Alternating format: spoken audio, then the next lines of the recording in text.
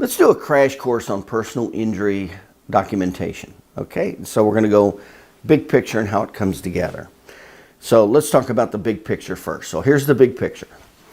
And then as I go through this, I'll not only go into the big picture, I'll go into what's wrong.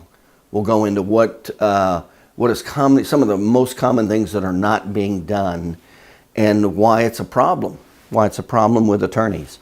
Now, specifically, what we're going to be referring to is personal injury documentation to go to court, and actually documentation that that stops unfair, bad faith, lowball offers and creates high value awards, because that's what we want to do, is give high value awards for permanently injured patients. Okay, so what are the categories and how does it all come together?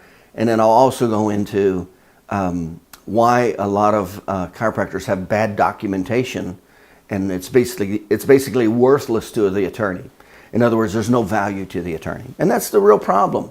You're not getting referrals from attorneys because you don't have value. It's as simple as that. There's no perceived need, and you're not giving them value, and that's why they'll say things like, "You not only will they not give you their business, but they'll also say things like, well, you send me a patient, I'll send you one, or cut your bill," things like that.